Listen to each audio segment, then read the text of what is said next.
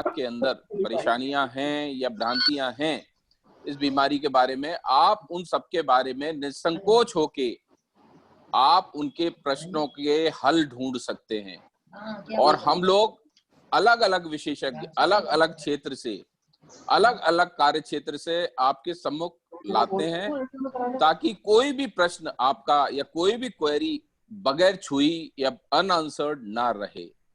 जैसा मैं हर बार कह रहा हूं और आज फिर रिपीट कर रहा हूं, शायद आप लोगों को लगे कि ये मेरा एक तरह का विम है कि हम लोगों की जिम्मेदारी इस काल में और ज्यादा बढ़ चुकी है, क्योंकि संक्रमण उठाव पे है। प्रतिदिन अगर अपन देख रहे हैं 24 घंटे के केसेस हिंदुस्तान में बढ़ रहे हैं। हम लोग अभी पीक पे नहीं पहुंचे हैं। पीक पे पहुंचने के बाद ही इसके अंदर ढलान आएगा और केसेस कम होने शुरू होंगे।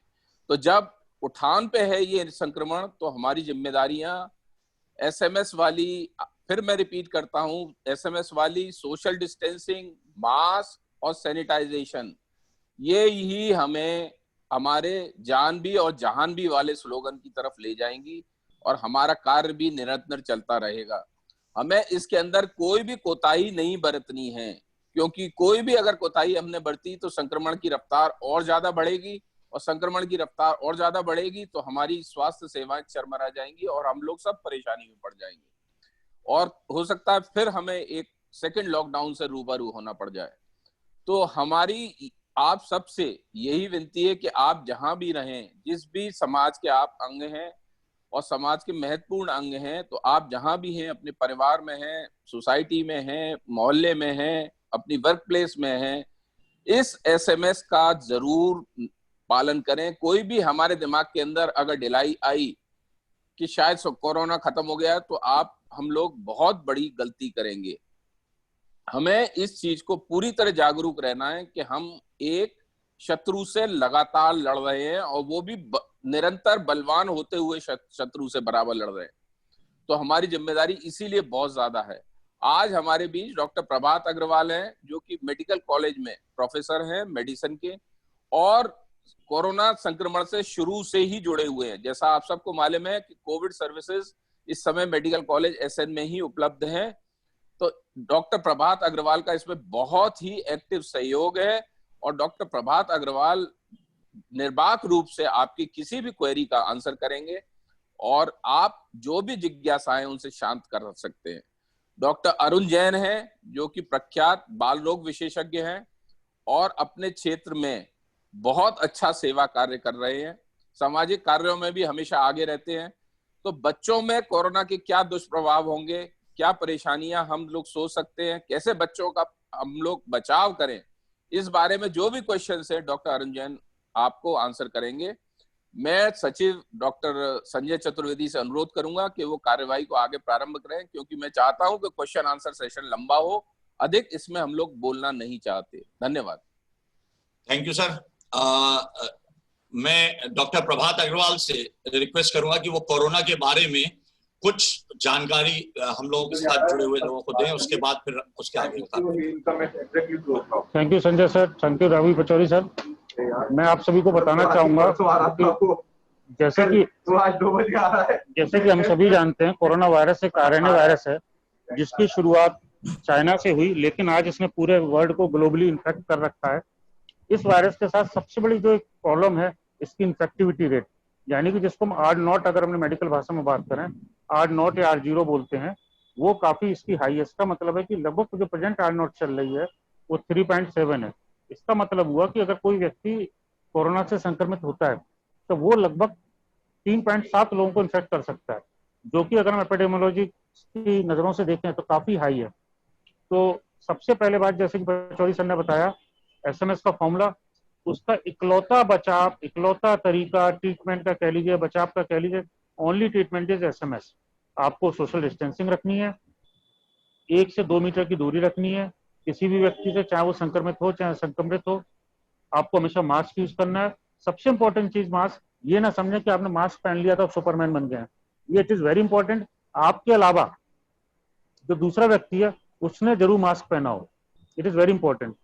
तो आप कोशिश करें, आपके साथ अगर आप सोसाइटी में हैं, कहीं बाजार में जाते हैं, तो आपके साथ साथ जो आपके सामने वाला व्यक्ति है उसने जरूर मास्क पहना हो। ये चीज बार बार हाथ धोएं। सैनिटाइजेशन का मतलब केवल सैनिटाइजर से हाथ धोना नहीं है, आप साबुन से हाथ धो सकते हैं, साबुन उपलब्ध नहीं है अच्छे से रगड़ रगड़ के आप हाथ धो सकते हैं। और ये तीनों ही फॉर्मूले बड़ी इंपॉर्टेंट है। सेकंड चीज, किसको इन्फेक्ट होने के चांसेस सबसे ज्यादा रहते हैं, तो मुख्यतः जो हम लोगों ने यहाँ अनुभव हमारा है, लगभग 360 पेशेंट हम अभी तक एडमिट कर चुके हैं और लगभग 60 पेशेंट अभी भी हमारे इन्फेक्टेड है जो एडमिट है। उसमें अनुभव ये रहा कि ज्यादातर पेशेंट्स वो हैं जिनकी उम्र लगभग 50 से 55 साल से अधिक है, या किसी प्रकार से उनका कोई अंग किसी बीमारी से ग्रसित है, या किडनी की बीमारी हो, या लिवर की परेशानी हो, या डायबिटिक हो, हाइपरटेंसिव हो। थायराइड वाले पेशेंट्स भी हमने काफी देखे हैं। कई यंग पेशेंट देखे, कुछ बच्चे भी देखे जिनमें इम्यूनो कम्प्रोमाइज नहीं था, यानी कि रोगों से लड़ने की क्षमता कम नहीं थी, ठीक थी, लेकिन उनको भी कोरोना से इन्फेक्शन हुआ। तो प्लीज हमेशा ध्यान रखें, ये ना सोचे कि मैं 25 साल का हूँ, मुझे कोरोना नहीं हो सकता, कोरोना मेरा क्या बिगाड़ लेगा, तो प्लीज ऐसा नहीं है। जो लोग जो किसी प्रकार से स्टेरॉइड्स खा रहे हैं, चाहे वो सांस के रोगी हो या इम्यूनो कम्प्रोमाइज किसी और वजह से हो, प्रेगनेंसी महिलाएं, हमेशा ध्यान रखें घर से अनावश्यक ना निकलें। तो ये विशेष चीजें हैं जिनके बारे में मैं जरूर कहना चाहूंगा। तीसरा चीज जो बहुत ही इंपॉर्टेंट चीज है कि बहुत एक इसको फोबिया ना बनाएं, डेवलप ना करें। रीजन ये कि हर आदमी सोचता है मैं इसको टच ना करूं, उसको टच ना करूं, इसकी वजह से क्या हो रहा है, हम जनरल पब्लिक की जो एक दूसरे की हेल्प करनी है वो भी हम नहीं कर पा रहे हैं। तो प्लीज ध्यान रखें, सरफेसेस से ट्रांसमिशन के चांसेस बहुत कम है। दूसरा, अगर कोई नॉर्मली बात कर रहा है तो हम बात करें, किसी को अगर इन्फेक्ट होने के लिए मिनिमम जो होते हैं वो लगभग 1000 वायरस पार्टिकल चाहिए। जो एक व्यक्ति के अगर एक बार में 1000 वायरस पार्टिकल या इससे अधिक निकल रहे हैं तो ही आप दूसरे व्यक्ति को इन्फेक्ट कर सकते हैं। नॉर्मल बोलचाल में हमारे लगभग 100 से 125 के करीब वायरस पार्टिकल निकलते हैं जो इन्फेक्ट करने के लिए असक्षम है। लेकिन अगर कोई व्यक्ति खांस रहा है, छींक रहा है, तो हमेशा उससे दूरी बनानी है, मास्क यूज करना है, क्योंकि खांसने छींकने में 100 मिलियन वायरस पार्टिकल्स निकलते हैं जो कि इन्फेक्ट करने के लिए एक काफी मुख्य कारण हो सकते हैं। इसी के साथ मैं अपनी वाणी को विराम दूंगा। Thank you sir.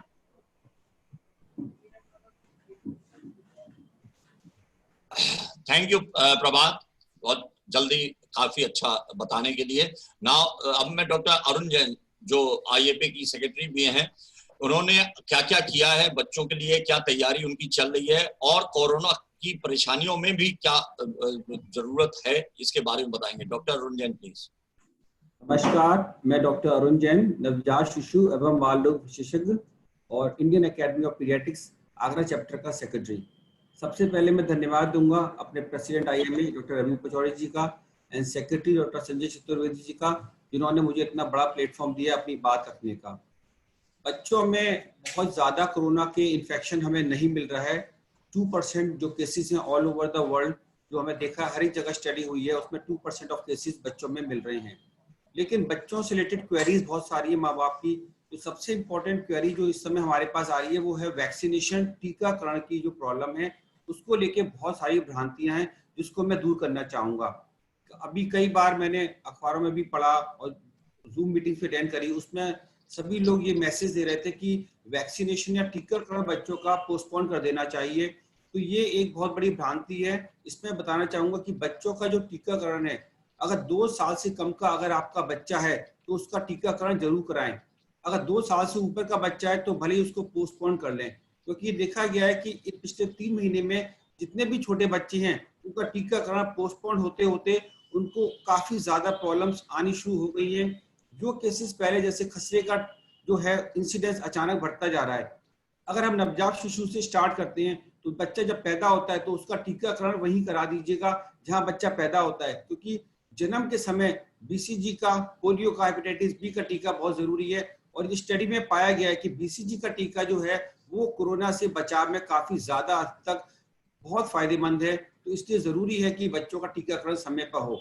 उसके बाद जो टीके आते हैं वो आते हैं 1.5 महीने पे, 2.5 महीने पे, 3.5 महीने पे। उसमें पेंटा टीका होता है, निमोनिया का टीका होता है और रोटा का टीका होता है, जो भी बहुत जरूरी है निमोनिया से बचाव करने को, क्योंकि कोरोना में लंग्स का इन्फेक्शन बहुत ज्यादा होता है, निमोनिया के चांसेस बहुत ज्यादा होते हैं, तो इसलिए उसका भी बचाव बहुत जरूरी है। फिर आते हैं 6 महीने 7 महीने पे इन्फ्लुएंजा या फ्लू का टीका जो बहुत जरूरी है वो लगना चाहिए।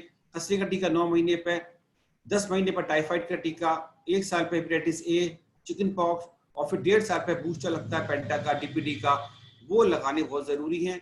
इसलिए जो भी बच्चा 2 साल से कम का हो, कृपया करके अपने नजदीक में जो भी चिकित्सक हैं, बच्चों के डॉक्टर हैं, या आपका प्राथमिक केंद्र है, गवर्नमेंट के केंद्र में भी गवर्नमेंट ऑफ इंडिया ने भी एडवाइजरी जारी करी है जिसमें 2 साल से बच्चों का टीकाकरण जहां भी नजदीक में PSC आपको मिल रहा है वहां जाके आप करा सकते हैं। कुछ टीके ऐसे हैं जो निमोनिया के टीके हैं, टाइफाइड के टीके हैं, हेपेटाइटिस ए और चिकन पॉक्स के टीके हैं जो सरकारी अस्पतालों में नहीं मिलते हैं, उनका आप प्राइवेट डॉक्टर के जाके टीका लगवा सकते हैं। दूसरा प्रॉब्लम आता है कि बच्चा जब पैदा होता है तो उसकी देखरेख कैसे की जाए, माँ को अगर कोरोना पॉजिटिव है या माँ उसकी सस्पेक्ट है। एक बहुत ही इंपॉर्टेंट इसमें ले लेके बहुत अजीब सी गाइडलाइंस आ रही हैं, बहुत ज्यादा भ्रांतियां हैं, तो CDC की जो गाइडलाइंस है उसको मैं आज डिस्क्राइब करूंगा। जैसे बच्चा पैदा होता है तो उसको घर वालों से पहले आपको डिस्कस करना पड़ेगा कि वो जो है डॉक्टर के साथ और घर वाले आपस में बैठ के डिस्कस करें कि वो आइसोलेशन चाहते हैं या उसको माँ के कमरे में रख सकते हैं, क्योंकि अब जो नई गाइडलाइंस आई है उसमें हम बच्चे को माँ के कमरे में रख सकते हैं, भले ही माँ के पास ना रखें। उसमें हमें सोशल डिस्टेंसिंग वहां भी मेंटेन करनी है, यानी कि बच्चे और माँ के बीच में 6 फुट की दूरी हो, और बच्चे को या तो आप इंक्यूबेटर में या रेडिएंट वार्मर एक होता है उसमें आप बच्चों को रख सकते हैं। दूसरा, बच्चे को दूध पिलाने को लेकर बहुत बड़ी भ्रांति है कि दूध नहीं पिलाना चाहिए, लेकिन ये गलत है। बच्चे को माँ का दूध बहुत जरूरी है। इसलिए अगर बच्चा जो है सपोज पैदा होता है, माँ को पॉजिटिव है, कोरोना पॉजिटिव है, तो पहले तो बच्चे की जांच है वो 24 घंटे में के अंदर हो जानी चाहिए, और अगर बच्चा नेगेटिव है या उसकी जांच 24 घंटे में नहीं हो पाई है तो 48 घंटे के अंदर अंदर बच्चे की भी, न्यूबॉर्न की भी जांच करा लेनी चाहिए, ताकि उसको कंफर्म हो जाए हमें कि ये कोविड पॉजिटिव है, कोविड नेगेटिव है। अब आती है बात दूध पिलाने की, तो माँ को चाहिए कि बच्चों को दूध पिला सके। अगर बच्चा हेल्दी है, माँ एसिम्प्टोमेटिक है या माइल्ड सिम्टम्स हैं, लेवल 2 पे आती है वो, तो वो बच्चे को दूध पिला सकती है, लेकिन उसमें कुछ प्रिकॉशंस लेनी है। जैसे कि सबसे इंपॉर्टेंट प्रिकॉशन जो हमेशा हम लेते हैं वो है मास्क माँ को पहनाना है, लेकिन नवजात शिशु को मास्क नहीं पहनाना है, क्योंकि ये देखा गया है कि 2 साल से कम बच्चों को मास्क नहीं पहनाना चाहिए। उनके अंदर चोकिंग, सफोकेशन या दम घुटने की प्रॉब्लम आ सकती है। तो माँ जो है बच्चों को मास्क पहना के दूध पिलाए, अच्छी तरह से हैंड वॉशिंग करें। हैंड वॉशिंग में भी वही फॉर्मूला अपना करना हमें। अगर साबुन से हाथ धोते हैं तो 30 से 40 सेकंड तक हाथ धोना है, अगर 30 से 40 सेकंड तक हाथ धोना है, और अगर सैनिटाइजर का इस्तेमाल करते हैं तो 20 सेकंड तक सैनिटाइजर का इस्तेमाल करना है। प्रॉपर हैंड वॉशिंग के जो तरीके होते हैं उसी से आपको हाथ धोना है, और अपने आंचल को पानी से साबुन से धो सकती है, लेकिन सैनिटाइजर का इस्तेमाल आंचल धोने में बिल्कुल ना करें। बच्चों को दूध पिला के माँ को दोबारा से उसको 6 फुट की दूरी पर सुलाना है, और उसको प्रिकॉशंस पूरी लेनी है कि अपना दोबारा से हैंड वॉश करे। अगर माँ बहुत ज्यादा बीमार या बच्चा बहुत ज्यादा प्रीमैच्योर है, जो बच्चे होते हैं कभी कभी कम समय के होते हैं, कम वजन के होते हैं, उनको हमें एनाइसोलेशन करना पड़ता है, और वहां हम एडवाइस नहीं करते कि माँ बच्चों को दूध पिलाए। वहां प्रॉपर केयर बच्चे की होनी चाहिए एनआईसीयू में। लेकिन उसमें भी विकल्प है, माँ अपना दूध जो ब्रेस्ट पंप है उसका इस्तेमाल करके निकाल सकती है। ब्रेस्ट पंप का इस्तेमाल करते में भी सैनिटाइजेशन का पूरा ध्यान रखना जरूरी है। बच्चों को माँ का दूध बच्चे को पिला सकते हैं, माँ का दूध निकला हुआ, या फिर एक्सप्रेस ब्रेक मिल्क के अलावा जो डिब्बे के दूध हैं वो पिला सकते हैं। कुछ बच्चों में जो प्रॉब्लम्स आ रही हैं आजकल, जो सिम्टम्स हैं, जो कोरोना से रिलेटेड सिम्टम्स हैं, वो हैं बच्चों में बुखार आना। जो मेन प्रॉब्लम आती है वो आती है खांसी जुकाम का होना। कुछ बच्चों में सूंघने की शक्ति है, वो भी उसको एडवाइजरी में जो गाइडलाइंस आई है गवर्नमेंट ऑफ इंडिया की अभी 2 दिन पहले, उसमें भी उसको शामिल कर लिया गया है। प्लस उल्टी दस्त की प्रॉब्लम है, लेकिन ये सिम्टम्स बहुत ज्यादा इसमें हो सकते हैं, सभी में हो सकते हैं। तो अपने डॉक्टर से सलाह लें, उसका उचित इलाज करवाएं और उसकी देखरेख करवाएं। कुछ कॉमन सिम्टम्स जो आजकल बच्चों में मिल रहे हैं वो है जैसे कि खांसी जुकाम बुखार। उसको लेके पेरेंट्स जो है, माँ बाप बहुत ज्यादा पैनिकी होते हैं और तुरंत उनका फोन आता है कि कहीं बच्चों को कोरोना तो नहीं है। तो हर एक खांसी जुकाम बुखार जो है वो कोरोना नहीं है। जैसे कि छोटे बच्चे होते हैं उनमें जो खांसी जुकाम होता है उसको एक बीमारी वो कहते हैं ब्रोंकोलाइटिस, जो बच्चों में बहुत कॉमन होती है। दूसरा, एलर्जी के सिम्टम्स बच्चों में बहुत आते हैं, सीजन चेंज होने की वजह से एलर्जी होती है, उसमें जुकाम की प्रॉब्लम ज्यादा होती है जो कोरोना की कैटेगरी में फिट नहीं होती है। लेकिन हाँ, अगर आपके बच्चों को बहुत दिनों से लंबी खांसी हो रही है तो अपने डॉक्टर से सलाह लें, उसका प्रॉपर ट्रीटमेंट लें, और कफ कोल्ड की अगर प्रॉब्लम है तो उसका तुरंत उचित इलाज कराएं। इसके अलावा जो कुछ कॉमन प्रॉब्लम्स जो इस समय बच्चों की देख रेख में सबसे इम्पोर्टेंट है, आजकल बच्चे जो हैं स्कूल जा नहीं रहे हैं, घर पे लॉकडाउन में बैठे हुए हैं, बाहर नहीं निकलते हैं, तो इसमें आजकल बच्चे जो हैं बहुत ज्यादा कंप्यूटर्स का इस्तेमाल कर रहे हैं, ऑनलाइन क्लासेस हो रही है। पेरेंट्स को चाहिए कि वो बच्चों की केयर बहुत करें। अपने उसके अलावा बच्चों को जरूरी है कंप्यूटर्स का, वीडियो गेम्स का देखना, उसके लिए उसको अलाउ करें, बहुत ज्यादा इस्तेमाल ना करें कंप्यूटर्स का। बच्चों में प्रॉब्लम्स आ रही है कंप्यूटर से रिलेटेड, मीडिया से रिलेटेड, बहुत ज्यादा मोबाइल्स ज्यादा इस्तेमाल करने से प्रॉब्लम्स आ रही हैं, उनमें चिड़चिड़ापन हो रहा है, बहुत ज्यादा इरिटेट हो रहे हैं बच्चे, उनकी आंखों पे भी बहुत ज्यादा प्रॉब्लम आ रही है। साथ में बच्चे चूंकि इंडोर में हैं तो जरूरी है उनको थोड़ा सा आउटडोर गेम्स अपनी छत पे या आसपास जो खुला एरिया है वहां पे बच्चों को थोड़ी देर के लिए बाहर ले जाके उनको खेलने दें, ताकि उनको भी एक फ्रेश एयर मिले और उनका भी मन थोड़ा सा हल्का हो और डिप्रेशन के शिकार ना हो, जो बच्चों में आजकल बहुत ज्यादा चिड़चिड़ापन, डिप्रेशन के केसेस मिल रहे हैं। जनरल केयर में जो बच्चों में आजकल बहुत ज्यादा उल्टी दस्त की शिकायत मिल रही है, तो उसमें आप होम रेमेडी कर सकते हैं। सबसे इंपॉर्टेंट ये कि आप पहचाने बच्चों में लक्षण क्या है, पानी की कमी के लक्षण ना आने दें, इसमें जनरल केयर बहुत जरूरी है। जैसे कि बच्चे की आंखें गड्ढे में चली जाती हैं, या उसके होंठ सूख जाते हैं, या पेशाब कम होता है, या खाल पिचक जाती है, तो ये लक्षण होते हैं बच्चे में पानी की कमी के। ऐसे में बच्चे को घर में बना हुआ नींबू की शिकंजी में चुटकी भर नमक डाल के आप उसको दे सकते हैं, होम रेमेडी कर सकते हैं, और अगर बहुत ज्यादा प्रॉब्लम हो तो उसके डॉक्टर के पास भी ले जा सकते हैं। Thank you doctor Arun Jain, काफी डिटेल में बच्चों की प्रॉब्लम्स और कोरोना से रिलेटेड प्रॉब्लम बताने के लिए। 2% जैसा आपने कहा कोरोना के पेशेंट्स होते हैं, इससे ज्यादा नहीं। डॉक्टर प्रभात अग्रवाल, अब आई विल रिक्वेस्ट, आप लोगों के लिए ओपन है session to ask any question. अगर आपको कोई भी क्वेश्चन पूछना हो तो वो उसके लिए आपको रेज हैंड करना है, साइड में मैं आपको अनम्यूट करूंगा, उसके बाद you can ask the question. Doctor Prabhat Agarwal,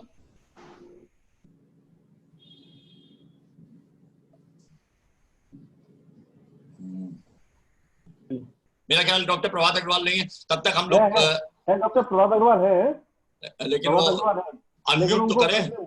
unmute मैंने कर रहा हूँ उनको, हो गया था अनम्यूट। डॉक्टर प्रभात, क्या आवाज सुन रहे मेरी? अपने आप को अनम्यूट करें। डॉक्टर प्रभात, कर दिया सर। हाँ डॉक्टर प्रभात, जैसा कि हम लोगों के पास लगातार कुछ परेशानियां आती हैं कि पेशेंट की अब जब डिस्चार्ज पॉलिसी चेंज होने के बाद जल्दी डिस्चार्ज किए जाते हैं, 7 दिन तक पेशेंट को घर पे रहना है, जिसको कि रिस्क पीरियड कहा जा रहा है। उस पीरियड में उनको क्या खास प्रिकॉशंस लेने हैं उसके बारे में बताएंगे सर? जैसे ही पेशेंट को हम कोशिश करते हैं, जब पेशेंट को हम यहाँ से डिस्चार्ज करें, पेशेंट को अच्छे से नहाकर वॉश होकर यहाँ से घर भेजते हैं। अननेसेसरी सामान जो उसके कपड़े बिलोंगिंग्स होते हैं, अगर उसको छोड़ सकता है तो इट इज बेटर कि वो हॉस्पिटल के डस्टबिन में उनको डाल जाए। जो जरूरी सामान है, मोबाइल, लैपटॉप या ऐसा सामान जिसको नहीं फेंक सकता है, उसी को ले जाने की परमिशन हम देते हैं। घर जाके सबसे पहले पेशेंट दोबारा से नहाए। जो हॉस्पिटल के कपड़े हैं उनको अगर पॉसिबल हो तो ब्लीच में या वॉशिंग पाउडर में डुबो दे, या डिस्कार्ड कर सकते हो डिस्कार्ड कर दे। जो भी सामान है उसको प्रॉपर अच्छे से सैनिटाइज करें घर में घुसने से पहले। मोबाइल, लैपटॉप, एक्स्ट्रा जो भी जरूरी सामान है, करेंसी है या कोई वॉलेट है, उसको अच्छे से साफ करें। उसके बाद आप ऐसे कमरे में रहें जिसमें अटैच टॉयलेट बाथरूम हो, क्योंकि ये वायरस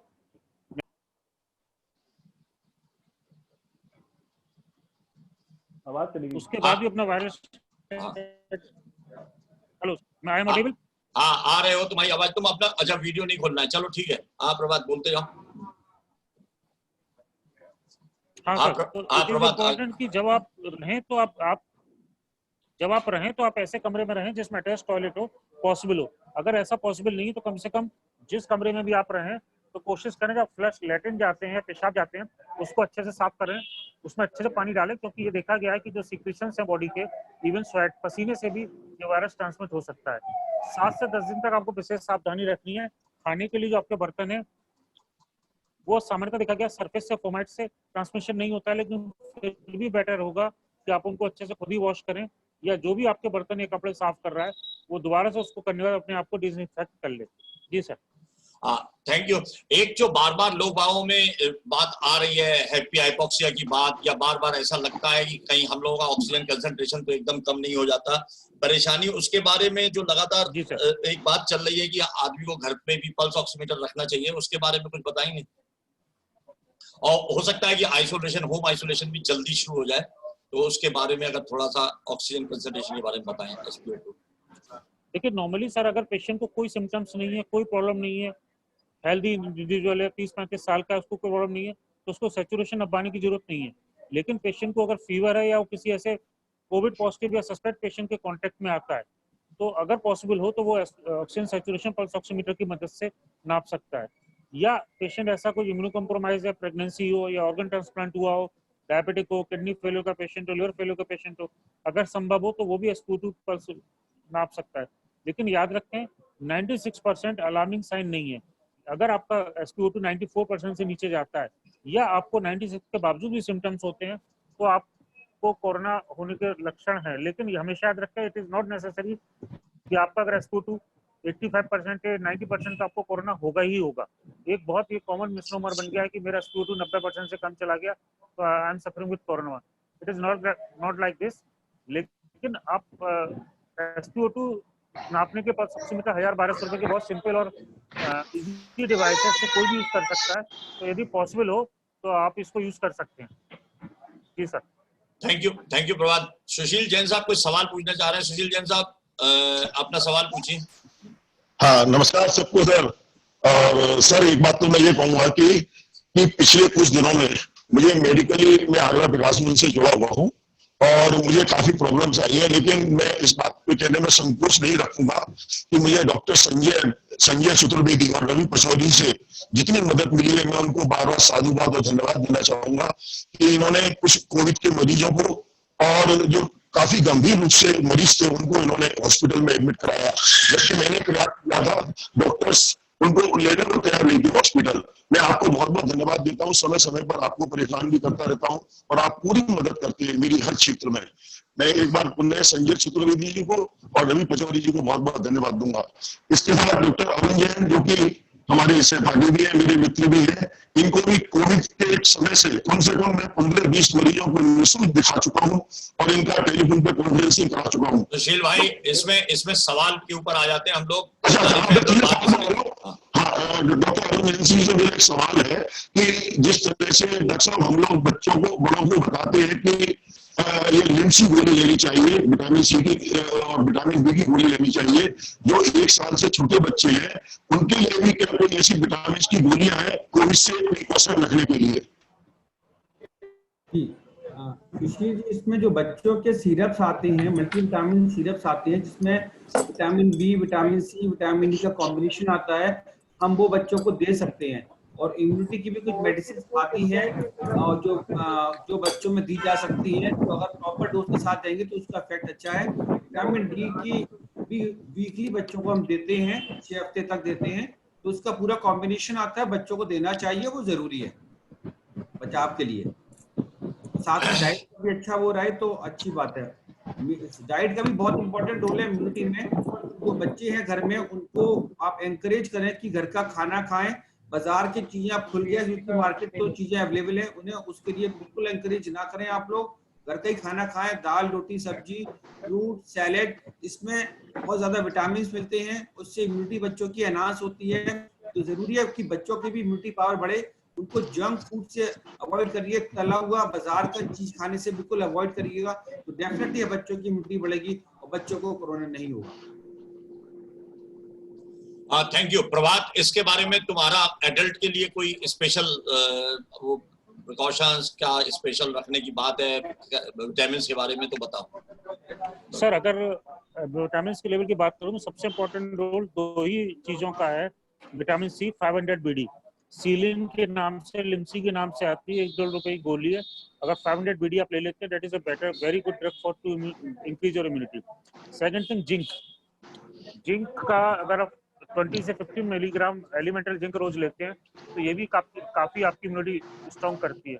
लेकिन मैं सबसे पहले एक बात कहना चाहूंगा कि प्रॉब्लम ये आ रही जो हम लोग यहाँ देख रहे हैं, काफी एजुकेटेड पेशेंट्स हमारे पास आ रहे हैं कि हम सब ये मल्टीविटामिन ले रहे थे, जिंक ले रहे थे, ये मेवा खा रहे थे, फल खा रहे थे, उनका जो सारा एम्फेसिस है वो मल्टीविटामिन लेने पर है, लेकिन जो मूल जो बीमारी है जैसे डायबिटीज, हाइपरटेंशन, उसको वो कंट्रोल नहीं कर रहे हैं।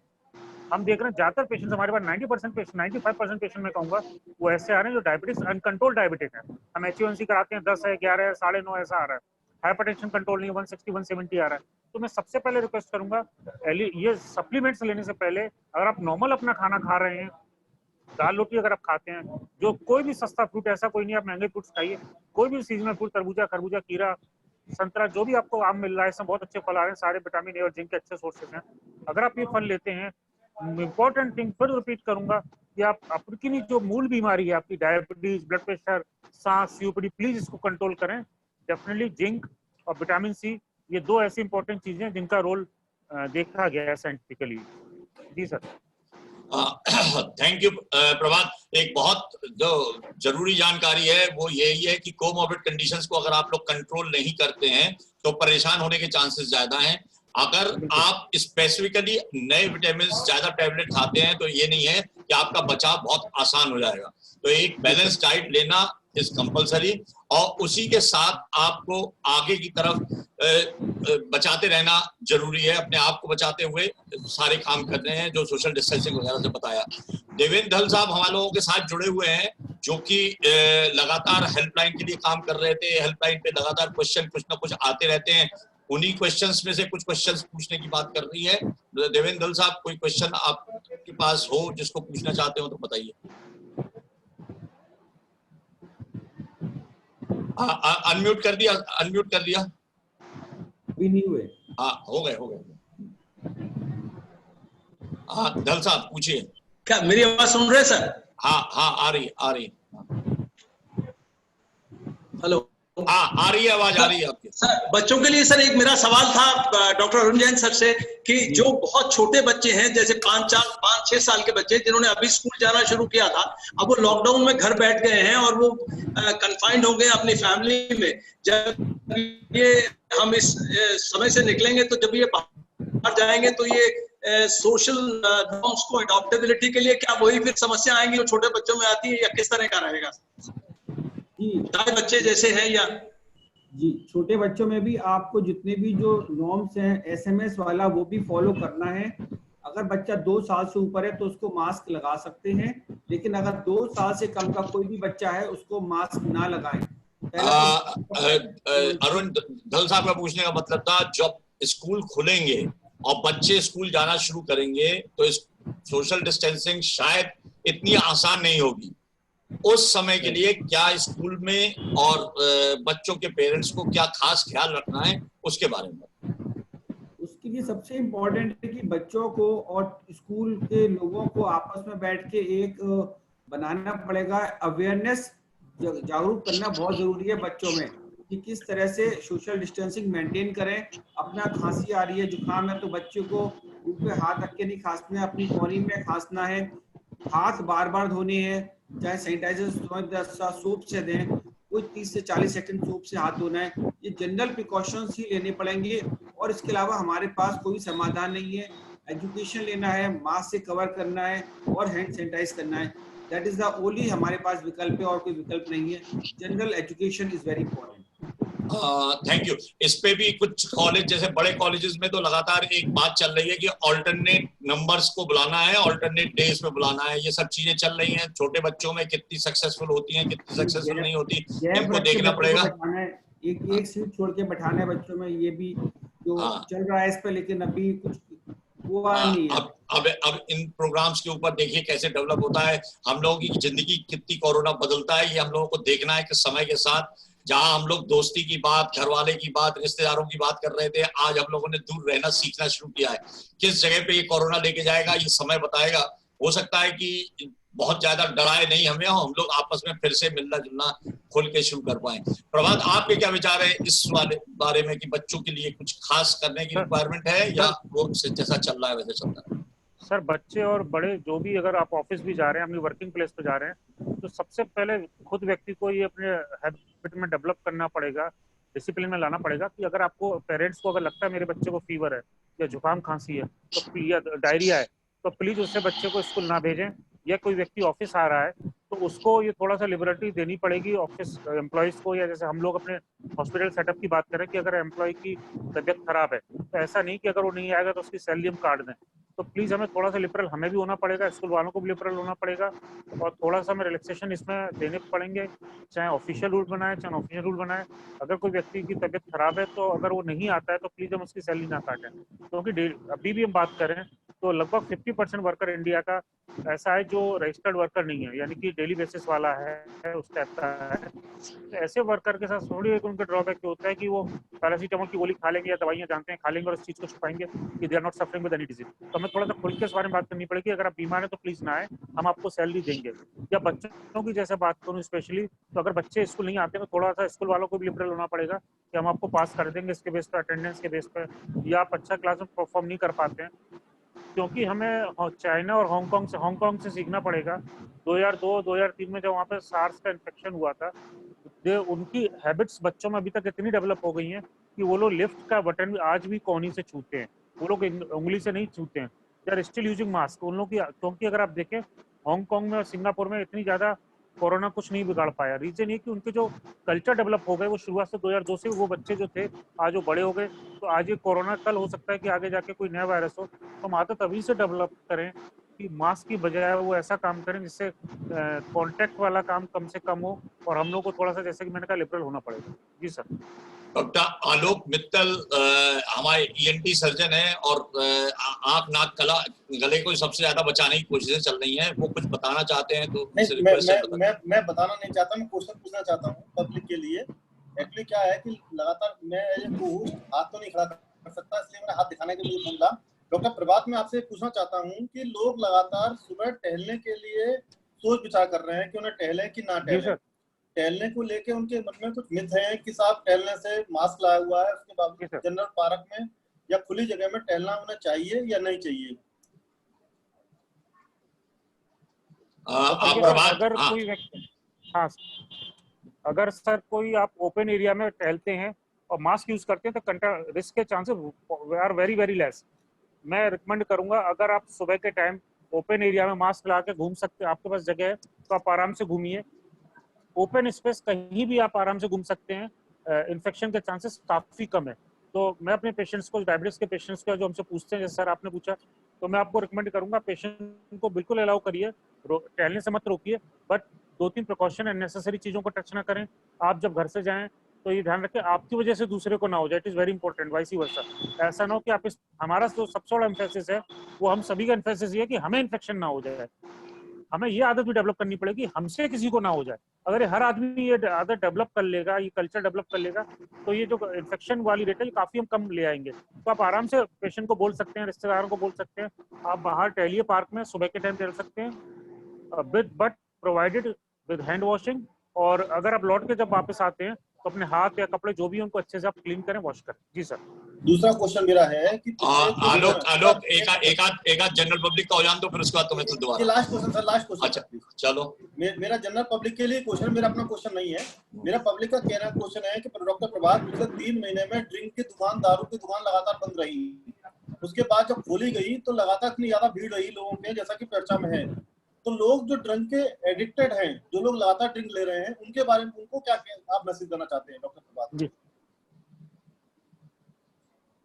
सर देखिए, इसमें हमने सभी तरीके से लोगों को जो हम देखे हैं अपना एक्सपीरियंस बताएं। जब 2 महीने लगभग शराब की दुकानें बंद रही तो लगभग मैं कहूँगा 18 से 20% ऐसे लोग थे जिन्होंने शराब छोड़ दी।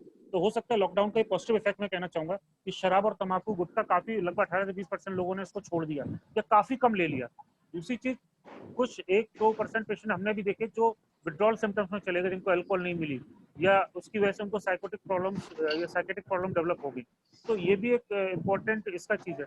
जैसा कि आपका सवाल है कि जो बिंज अल्कोहल ड्रिंकिंग कहूंगा कि पहले एकदम से 2 महीने नहीं पीने को मिली, अब कई लोग ऐसे आए, तो ऐसे 2 पेशेंट्स अभी भी हमारे पास हैं जो एक्यूट पैंक्रियाटिस करके आए, जिन्होंने बिंज ड्रिंकिंग की, साहब 2 महीने से मैंने नहीं पी थी और अब एकदम से मिली तो मैं 2 बोतल एक साथ पी गया। तो हमारे 2 पेशेंट्स ऐसे हैं जो एक्यूट पैंक्रियाटिस के हैं और जो कोरोना से भी इन्फेक्टेड है। तो हालांकि जो हर लोग चीज की बुरी लगातार होती है। जो लोग एडिक्टेड हैं, जो लोग लगातार पिछले 10 साल से जिंदगी और पीते आए हैं, उनको कोरोना के काल में शराब को लेके क्या प्रिकॉशन लेना चाहिए और क्या कितनी पीनी चाहिए, क्यों नहीं पीनी चाहिए? भाई एक जो सबसे अच्छी बात पता चली इसके बाद कि शराब पीने से कोरोना से बचाव नहीं होता है, ये सब लोग जान लें। ऐसा नहीं है कि हाथ धोने से जैसे बच जाते थे, शराब पीने से भी बच जाएंगे। हाँ प्रभात, और बताओ। सर इम्यूनिटी लगभग जो अल्कोहलिक्स हैं उनकी 6 टाइम्स कम हो जाती है। अल्कोहल लेने से 6 टाइम्स आपकी इम्यूनिटी कम होती है, इस चीज को हमेशा याद रखें। तो अगर जो अल्कोहलिक्स हैं, they are again immuno compromise, they are more to develop corona infection, more is to get corona infection. और रिमेंबर, अल्कोहल मैं कभी सपोर्ट में नहीं करूंगा कि अल्कोहल, जो लोग कहते हैं कि HDL बढ़ाती है 25 ml 30 ml, तो मैं हमेशा से कहता हूँ जो ये किताबें लिखी गई, ये स्कॉटिश फिजिशियंस ने लिखी, लंदन वालों ने लिखी, और उन्होंने चूंकि अपनी विस्की को सेल करने के लिए उन्होंने कहा कि आप 25 से 30 ml अगर लेते रहिए तो it is a very good thing. तो मैं हमेशा इसको सपोर्ट नहीं करूंगा। थैंक यू प्रभात। एकता भल्ला जी अपना क्वेश्चन पूछिए प्लीज। नमस्कार डॉक्टर अरुण। CBSE ने अपनी डेट्स दे दी हैं एग्जाम्स की, 1 से 15 जुलाई, और उसके बाद एंट्रेंस एग्जाम्स की भी सबकी डेट्स आ गई हैं। तो उसके लिए तो बच्चों को जाना ही होगा, तो उस बारे में आपका क्या? जैसे अभी हमने बताया कि इसमें जो है आपको 3 चीजों का ध्यान रखना है कि जब बच्चा आपका एग्जाम देने जा रहा है तो हमेशा मास्क पहन के जाए वो, ठीक है जी। और दूसरा, अपना अननेसेसरी जो बाहर जाके बेकार की चीजों को टच ना करे, बहुत जरूरी है वहीं पर टच करे, अवॉइड करे, और आप उसको सैनिटाइजर दे दीजिएगा ताकि वो 20 सेकंड तक अपने हाथों को उसको रब कर सके और उसको सैनिटाइज कर सके समय समय पर। और तीसरा सबसे इम्पोर्टेंट है कि बेवजह किसी से बात ना करें। अगर मजबूरी है किसी से बात करना तो थोड़ा गैप से उससे बात करें। तो अगर आप ये तीनों चीजें प्रिकॉशंस लेंगे तो आपका बच्चा काफी हद तक इस बीमारी से बच जाएगा, उसको होने के चांसेस काफी कम हो जाएंगे। तो ये SMS फॉर्मूला हर एक के लिए लागू होता है। जहां भी आप घर से बाहर कदम रखेंगे तो आप इस फॉर्मूले को याद रखिएगा, तो आपके बच्चे को या आपको किसी को भी बीमारी होने से काफी हद तक बच। और अगर जो सबसे बड़ी बात समझने की है कि बच्चे वैसे भी डॉक्टर अरुण जैन ने जैसे बताया 2% के आसपास अफेक्ट होते हैं, तो लौट के आने के बाद उनका कपड़े धोना या उनको प्रॉपरली सैनिटाइज होना जरूरी है कि जिससे घर वालों में वो इन्फेक्शन ना फैलाएं, क्योंकि अब बाहर तो लगातार हम लोगों को निकलना ही है। अगला सवाल है मिसेस सीमागर। मिस सीमागर। हाँ जी, मुझे ये पूछना था कि जैसे घर में कोई चीज खराब हो जाती है, you have to call electricians, plumbers, या कुछ रिपेयरिंग का करना है, तो क्या अब बुलाना तो पड़ेगा उनको, तो what precautions we should keep in mind, क्या हमें अपने दिमाग में ध्यान रखना चाहिए? प्रभात जी। सर मैडम, आपके सवाल का जवाब मैं देना चाहूंगा। हमें जाहिर सी बात है, आपने जैसा कहा, बिल्कुल बुलाना पड़ेगा। तुम्हारा वो हो गया उसको यूज।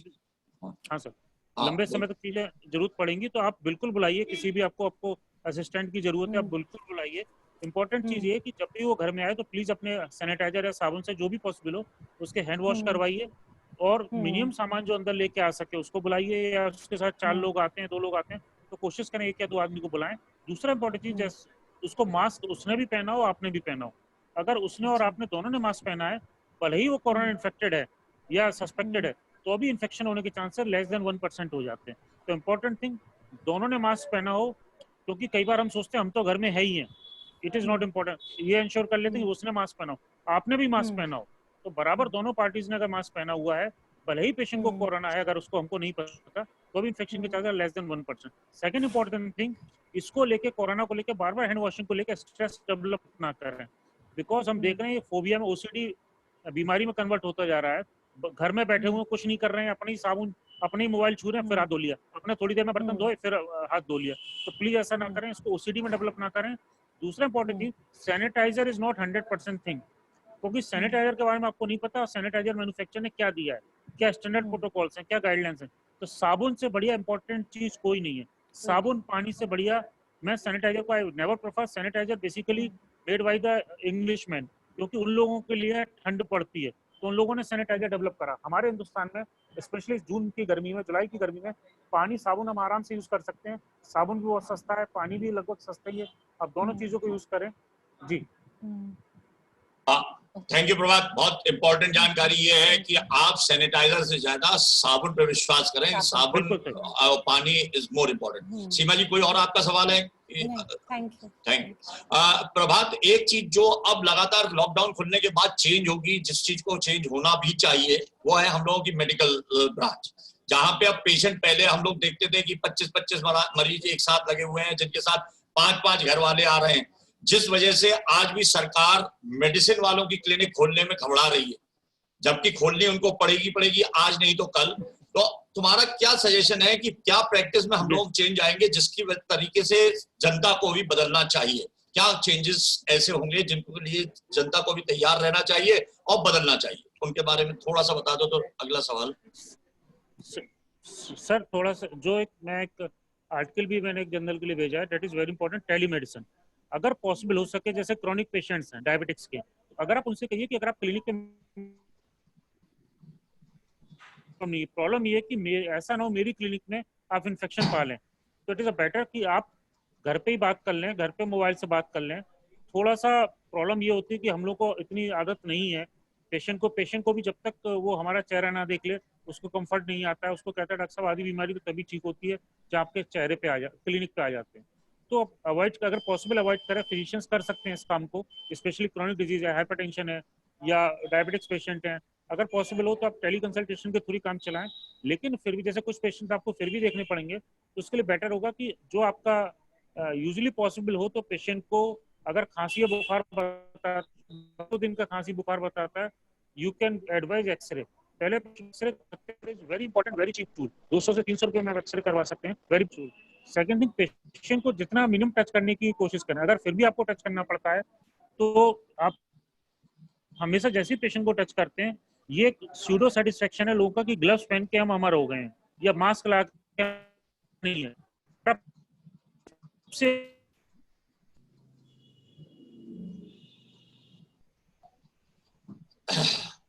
मेरा ख्याल है प्रभात का कनेक्शन थोड़ा गड़बड़ हुआ था। प्रभात, हाँ प्रभात आवाज चली गई है तुम्हारी। अच्छा चलो मैं अगला सवाल ले लेता हूं। आ गई आवाज आ रही है? अब आई आवाज।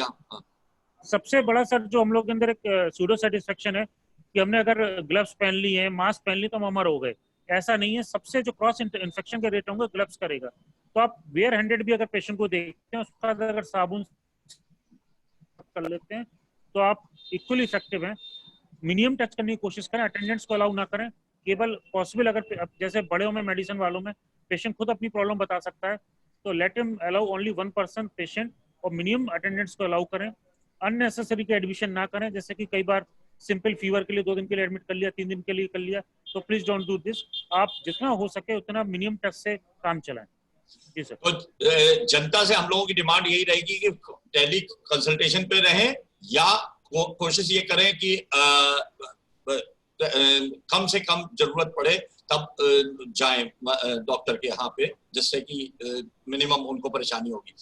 मैं ये मानता हूँ कि डॉक्टर पहले भी कम ही एडमिट करते थे, बहुत ज्यादा एडमिट नहीं करते थे, तो उसके लिए एडमिशन की कोई परेशानी नहीं आती। जनता से आईएमए ने एक अपील भी निकाली है कि क्रॉनिक एलिमेंट्स के लिए आप अपने चिकित्सक के पास ज्यादा ना जाएं, अवॉइड करें। Telemedicine, online consultation, WhatsApp consultation, आजकल इतने मीन्स हैं, उनका आप ज्यादा उपयोग करें। Thank you sir. Jagjit Singh ji कुछ सवाल पूछना चाह रहे थे। जगजीत सिंह जी अपना सवाल पूछें।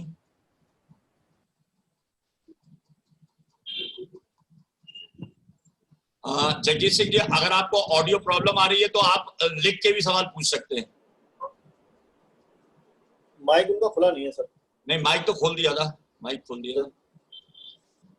चलिए पूर्णिमा जैन, आपको अपना सवाल पूछना है, आप अपना सवाल पूछ लेंगे। गुड मॉर्निंग डॉक्टर साहब। Good morning. हाँ गुड मॉर्निंग डॉक्टर साहब, आवाज आ रही है मेरी? जी जी आ रही है, आ रही है।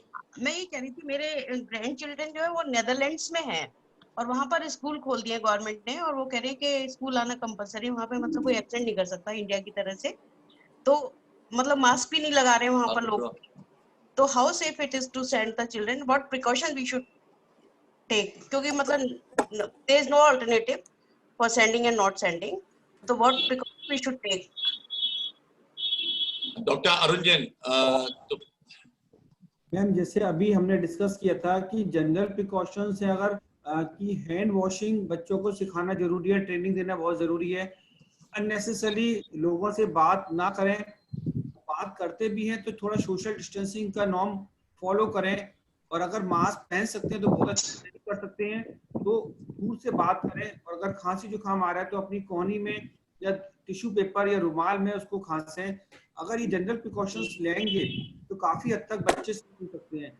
जनरल टॉयलेट का इस्तेमाल उन्हें करना पड़ेगा, लेकिन हैंड वॉश के लिए या उसके लिए अपनी बॉटल अलग से लेके जाएं, पीने का पानी अलग से लेके जाएं, कॉमन टैप का इस्तेमाल ना करें। तो वो टच जितना अवॉइड कर सकते हैं अपने स्कूल में, अननेसेसरी टच अवॉइड कर सकते हैं, उसको अवॉइड करें। यही जनरल प्रिकॉशंस हैं। और जब घर लौट के आते हैं तो उनको एक बाथ दे सकते हैं, कपड़े चेंज कर दें उनका, और गुनगुने पानी पिला दें उसको। That is the only general precautions जो आप ले सकते हैं कोरोना को बचाव के लिए। वैसे इसमें बस डॉक्टर अरुण जैन से ऊपर एक बात बस आगे बढ़ाना चाहूंगा कि नीदरलैंड ने जब स्कूल खोले हैं तो उनकी कंट्री के स्पेसिफिक कुछ ना कुछ रूल्स रेगुलेशंस होंगे जिनके ऊपर काम होगा। तो आपको बहुत टेंशन इस बात की नहीं करनी है कि हम लोगों की तरीके से उतने प्रिकॉशन लेने हैं, क्योंकि कुछ कंट्रीज ने कंटेन कर लिया है कि उनके यहाँ बिल्कुल एक भी इन्फेक्शन का केस नहीं मिल रहा है, तो वो मॉडिफिकेशन अपनी अपनी कंट्री के ट्रांसमिशन काफी कम है हमारी अपनी कंट्री के हिसाब से कंट्री स्पेसिफिक रूल्स रेगुलेशंस भी बनेंगे, तो उसको भी हम लोगों को मानना है। जगजीत सिंह जी, आपका आवाज आ जाए तो आप सवाल पूछ लीजिए, आप हाथ उठाने की जगह सवाल पूछे अपना, आपका म्यूट नहीं है, अनम्यूटेड है। मैं ये पूछना चाह रहा हूँ डॉक्टर साहब की जो सीनियर सिटीजन्स हैं उनके लिए बार बार एडवाइजरी है कि वो घर पर रहें, तो उनको क्या प्रिकॉशंस लेने चाहिए और क्या खाने पीने में उनको एहतियात बरतने चाहिए? प्रभात सर, जैसा कि गवर्नमेंट की भी एडवाइजरी से हम लोग भी कह रहे हैं कि आप घर से बाहर ना निकलें जब तक बहुत जरूरी काम ना हो। और रही बात खाने की बात, तो आप कुछ भी बाबूजी जो आप हेल्दी घर पे खाना खाते हैं वो खाइए।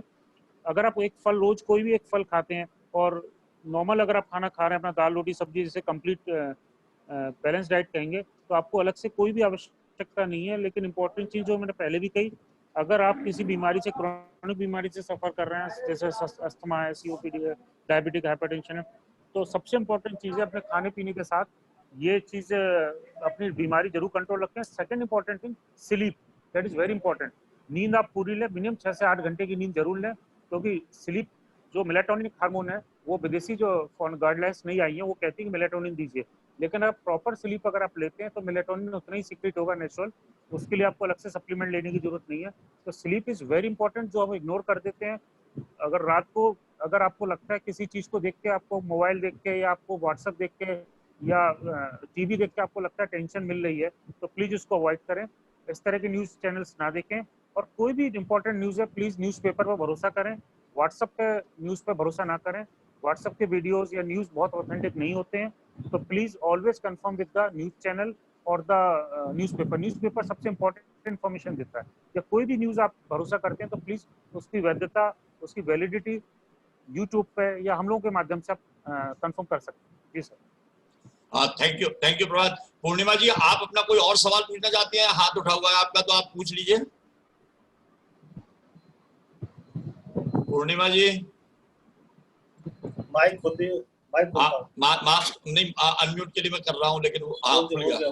पूर्णिमा जी, आप अपना कोई सवाल पूछना चाहते हैं पूछ लीजिए। डॉक्टर एक सवाल और है मेरा कि हम लोग जो है कोई भी अगर पेशेंट होता है यहाँ पर पॉजिटिव पाया जाता है तो सीधे मेदांता में या टेस्ट के लिए KGME क्यों जाता है? Why can't we develop such facilities in Agra being one of the oldest medical center? Purnima ji, अगर फॉर आपकी जानकारी के लिए, हम लोग सब तरीके से सक्षम है आगरा में। प्रभात वैसे इसके बारे में और डिटेल में बता देते हैं, लेकिन जांचें सारी आगरा में संभव है, सब हो रही हैं, सब चीजें, सब इलाज आगरा में ही संभव है, जिसके लिए बात सुशील जी कह भी रहे थे। लेकिन हम लोग अगर कहीं जाना चाहते हैं तो उसको रोक देना भी जेल के समान होगा। तो जो लोग बाहर जाना चाहते हैं उनको ना रोकने का एक निर्णय IMA ने प्रशासन के साथ लिया हुआ है। Thank you. आप प्रभात मैडम, मैं आपको बताना चाहूंगा, लगभग 2 महीने से हमारे यहाँ से एक भी जांच बाहर नहीं गई है, क्योंकि जब कोरोना शुरू हुआ था मार्च के महीने में, कोई भी लैब शुरू करने के लिए ICMR एक संस्था है दिल्ली की, जिसकी हमें परमिशन चाहिए होती है, और ICMR का एक रिप्रेजेंटेटिव आके लैब चेक करता है कि हमारी लैब इक्विप्ड उस लायक है कि नहीं वो क्वालिटी देने के लिए, क्योंकि बड़ा सेंसिटिव टेस्ट है। तो लगभग शुरू के 15 दिन हम लोगों ने KGMC में कराया, उसके बाद हमारी 15 दिन बाद ही लैब शुरू हो गई थी। शुरुआत में हमारी कैपेसिटी 50 सैंपल की थी। Now we are doing more than 500 samples per day. 500 samples हम लोग से ज्यादा कर रहे हैं। हमारी 4 RT-PCR मशीन लगी हुई है। इसके अलावा जालमा में भी लगभग 40 से 50 सैंपल रोज होते हैं। तो हम किसी भी सैंपल को पिछले 2 महीने से बाहर नहीं भेज रहे हैं। We are well equipped with the all machines. हम अच्छे से सारी जांचें कर रहे हैं, और हमारा 200 बेडेड डेडिकेटेड कोविड हॉस्पिटल है। डेडिकेटेड हमारी टीम है कोविड हॉस्पिटल्स की। और आपको जानकर अच्छा लगेगा, लगभग 380 से ज्यादा मरीज जो L2 L3 लेवल के हैं, जिनको हम ठीक करके घर भेज चुके हैं।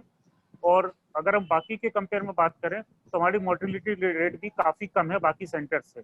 इवन हमारा जो वेंटिलेटर का रेट है वो भी काफी अच्छा है। अगर आप you will be surprised, US की मोर्टिलिटी रेट वेंटिलेटर की 88% है, और हमारे की मोर्टिलिटी रेट केवल 60 से 65% है।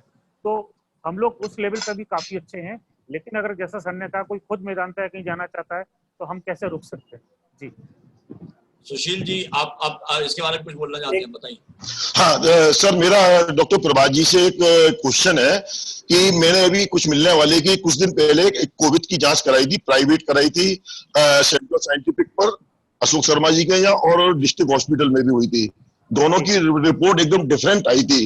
साइंटिफिक में पॉजिटिव आई थी, और डिस्ट्रिक्ट में हमने कराई थी वो नेगेटिव आई थी, और उस मरीज की डेथ हो गई। तो लेकिन असमंजस ये रहा कि वो घर वाले क्या समझे, नेगेटिव समझे या पॉजिटिव समझे। देखिए, कोविड का जो RT-PCR जो जांच होती है, इसमें 2 जगह से सैंपल लिया जाता है, एक नोज से, एक थ्रोट से, और इसकी सेंसिटिविटी केवल 70% होती है। तो ऐसा नहीं है कि कोविड के RT-PCR के बेस पर आप ये कहते हैं कि 100% इसकी वजह से किसी को कोविड है या नहीं। कुछ फैल्सीज होती हैं जो हो सकता है कि इस प्रकार की डिस्क्रिपेंसी डेवलप हो गई हो, पॉजिटिव या नेगेटिव, क्योंकि कई ऐसे पेशेंट्स भी देखे हमने जिनको कोविड नहीं है, कोविड नेगेटिव आया, लेकिन उसमें भी सडन डेथ्स हुई हैं। तो ये कहना बड़ा मुश्किल होगा कि वो पेशेंट कोविड पॉजिटिव था या नेगेटिव था। इस तरह की डिस्क्रिपेंसीज हम पहले भी 2-3 रिपोर्ट्स में देख चुके हैं। तो ये पॉसिबल संभव है, सभी जगह संभव है, क्योंकि केवल इसकी सेंसिटिविटी 70% होती है। बात इस सवाल में केवल इतना सा था कि अगर पॉजिटिव और नेगेटिव 2 जगह से रिपोर्ट आई है तो हम लोग क्या प्रिकॉशन रखने चाहिए। हम लोग जैसे IMA में लगातार ये बात कह रहे हैं कि कोविड सस्पेक्ट के लिए पूरे प्रिकॉशंस वही लेने चाहिए जो कोविड पॉजिटिव के लेने हैं। इसके अलावा कोई चिंता करने की जरूरत नहीं है। अब आप इस बात से कोई मतलब नहीं है कि नेगेटिव है कि पॉजिटिव है, जहां शक है वहां प्रिकॉशन पूरा होना है, चाहे वो प्रिकॉशन थोड़ा सा एक्सेसिव भी हो। तो हम लोग एक्सेसिव प्रिकॉशन लेना is a better option than not taking any precautions. Doctor Prabhat, मैं एक बात पूछना चाहूंगा कि जैसा आपने कहा कि खबर अखबार पे भरोसा करना चाहिए, व्हाट्सएप वगैरह भरोसा नहीं करना चाहिए, लेकिन अखबार की सेंसिटिविटी कितनी है? हम अखबार को लगातार लोग डाउट में हैं कि अखबार को टच करना चाहिए नहीं करना चाहिए। अखबार भी अपने आप में एक इन्फेक्शन सोर्स लोगों के मन में है, मिथ है। इसके बारे में आपसे कहना चाहूंगा, पूछना चाहूंगा कि क्या करना चाहिए अखबार के बारे में, आपकी क्या राय है कि अखबार लोगों को घर में पढ़ना चाहिए या उसे भी इन्फेक्शन सोर्स मान सकते हैं हम, जब हम सब्जी लाने को मना कर सकते हैं?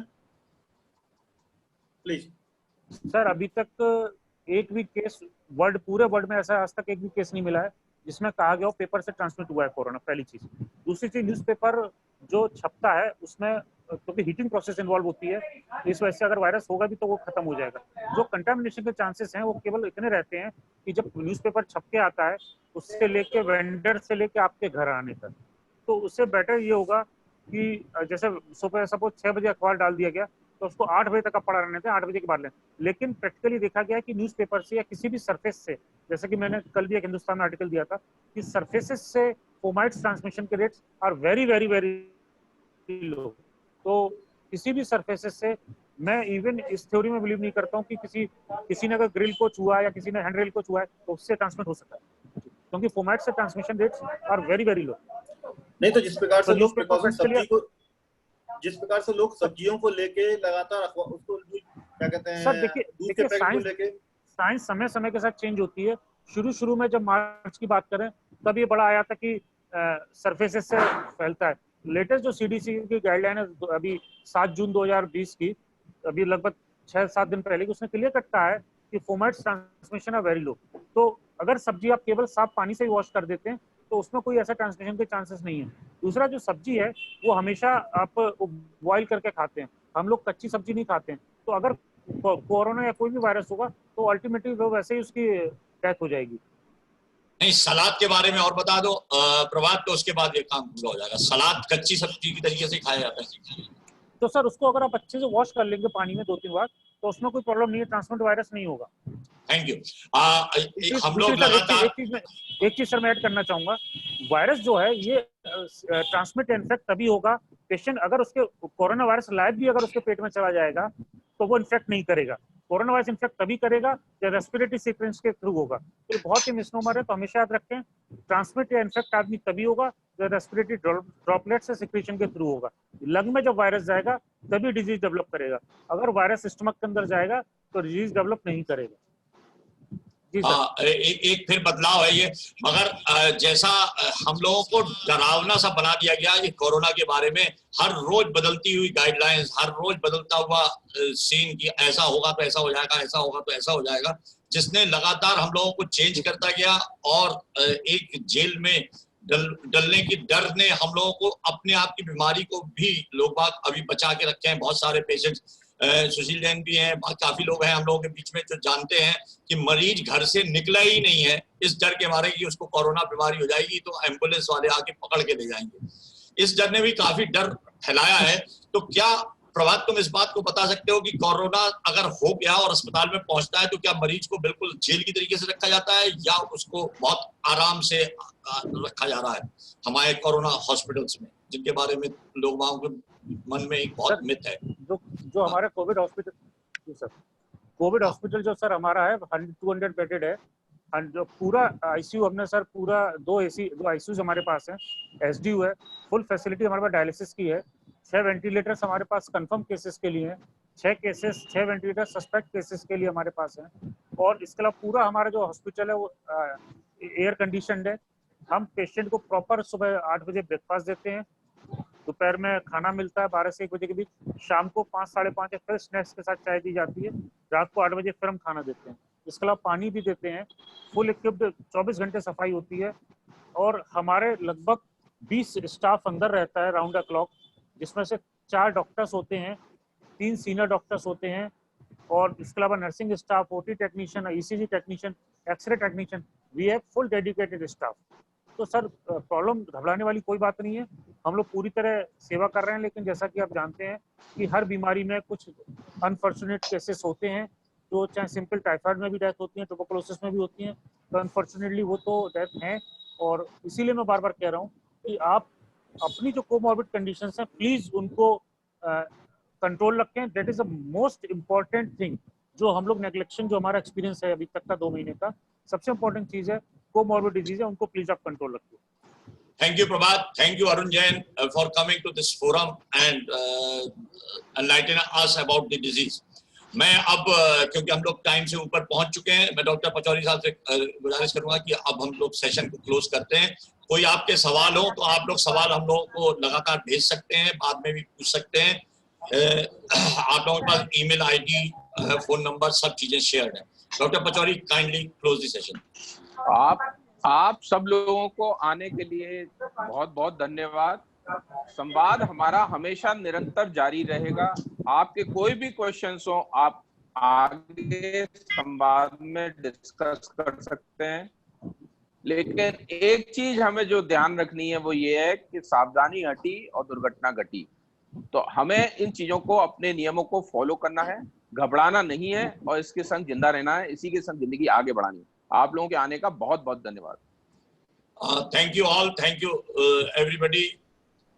मैं क्लोज कर रहा हूँ session. Thank you very much.